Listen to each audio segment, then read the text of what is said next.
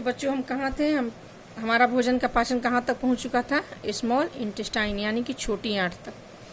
तो बच्चे छोटी आंत जो होते हैं, एक चीज़ और यहाँ हम आप लोग को बता दें कि हमारा आहार नल का सबसे बड़ा नहीं, सबसे लंबा भाग क्या होता है, छोटी आंत ही होता है, जिसकी लंबाई होती है 6 मीटर और चौड़ाई होती है 2.5 सेंटीमीटर यानी कि 2.5 सेंटीमीटर।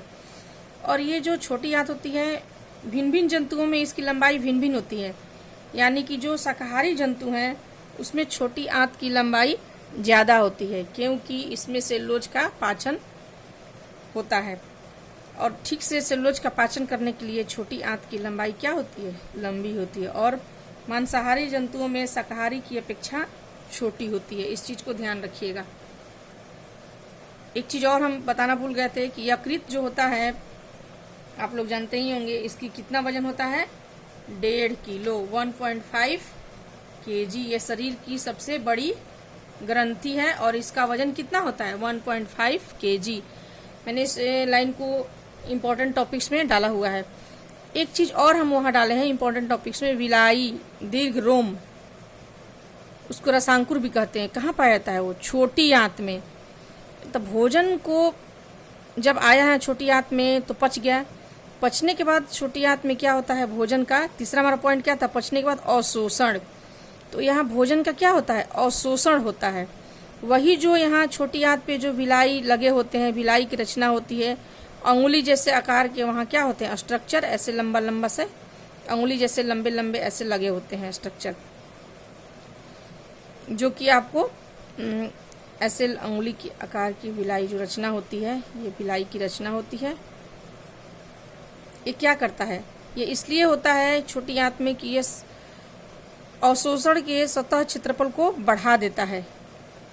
ये भी इम्पोर्टेंट लाइन है, ये भी पूछता है एग्जाम में, विलाई के बारे में हमेशा पूछता है। रसांकुर इसको बोलते हैं, दीर्घ रोम भी बोलते हैं। तो ये क्या करता है, अवशोषित करता है भोजन को। अब हमारा यहाँ भोजन का अवशोषण हो गया और भोजन अवशोषित होकर कहाँ चले गए, अब सेल्स में चले गए, कोशिका में चले गए। अब कोशिका में जाने के बाद भोजन का क्या हुआ, अब जिस रूप में हमें इस्तेमाल कर रहे हैं, हमें बोलने में, खाने में, हर चीज़ में ऊर्जा की आवश्यकता होती है, तो हमें वहाँ से हम अपना यूज करते हैं। तो ये हो गया स्वांगीकरण। अब अगला हमारा स्टेप था बहिष्करण। पाचन का हमारा पहला स्टेप था अंतग्रहण, जो मुख से हुआ, फिर पाचन हो गया, फिर तीसरा एब्जॉर्प्शन यानी कि अवशोषण भी खत्म हो गया। अब चौथा स्वांगीकरण भी हमारा खत्म हो गया, जो कि इस्तेमाल करना। अब आया हमारा बहिष्करण। तो जो खाना अब पच गया, अवशोषित हो गया, सेल तक पहुंच गया, उसके बाद क्या हुआ, अब जो खाना अनपचा रह गया, जो पचा नहीं, अब उसका क्या होगा, तो बच्चों उसका वो कहाँ जाएगा, अब तो वो चला जाएगा अब बड़ी आंत में। कहाँ जाएगा, बड़ी आंत में। यहाँ क्या होता है, बड़ी आंत का मेन काम होता है, हमने आपको अपने नोट्स में दिया हुआ है कि बड़ी आंत का काम होता है जल का अवशोषण। क्या होता है, जल का अवशोषण। और वर्ज्य पदार्थ का रेक्टम द्वारा शरीर से बाहर कर दिया जाता है, यानी कि जो अनपचे पदार्थ हैं, जो हमारे शरीर में पचे नहीं, उनके साथ कुछ जल होता है जिसका अवशोषण कहाँ हो जाता है, बड़ी आंत में। और जो बाकी के जो अनपचे ठोस पदार्थ होते हैं या जो भी होते हैं, वो कहाँ होते हैं, कोलोन से होते हुए रेक्टम के द्वारा बाहर शरीर से निकल जाते हैं। तो ये हमारा डाइजेशन यहाँ ख़त्म हुआ, यानी कि भोजन का पाचन स्टेप ख़त्म हो गया। अब आप लोग इसको अच्छे से पढ़ेंगे, समझेंगे।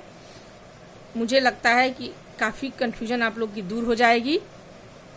थोड़ा वीडियो और बड़ा होकर बनता तो और मैं ज़्यादा विस्तार से समझाती, लेकिन वीडियो बड़ा बन नहीं पा रहा है, जा नहीं पा रहा है। बनने को तो बन जाएगा, लेकिन आप लोग के पास जा नहीं पा रहा है व्हाट्सएप पे, इसलिए मुझे छोटा वीडियो बना करके मैं भेज रही हूँ। अपने तरीके से उसको अरेंज करके अच्छे से फिगर को रख के साथ में आप लोग पढ़ाई करेंगे, तो मुझे पूरी उम्मीद है कि आपको समझ में बात आएगी। और ज़्यादा डीप में नहीं पढ़ना है, ज़्यादा अगर आप डीप में पढ़ने जाएंगे तो फिर आप कंफ्यूज कर जाएंगे। जो मेन पॉइंट है हम समझा दिए और आपको नोट्स में दे दिए हैं। ज़्यादा डीप में पढ़ने की ज़रूरत नहीं है, ज़्यादा डीप में जाने से फिर आप पूरी तरह से कंफ्यूज हो जाएंगे और कुछ समझ में नहीं आएगा। इसलिए याद करने का ये तरीका है, शॉर्ट में फ्लो चार्ट बनाइए और समझिए, बुक को सामने रखिए, फिगर को रखिए और पढ़िए। ठीक है, ओके बच्चों, थैंक यू। और अगला फिर मैं अभी फोटोसिंथेसिस आप लोग को बता ही नहीं हूँ, फोटोसिंथेसिस भी समझा करके डाल दूंगी। Okay, thank you.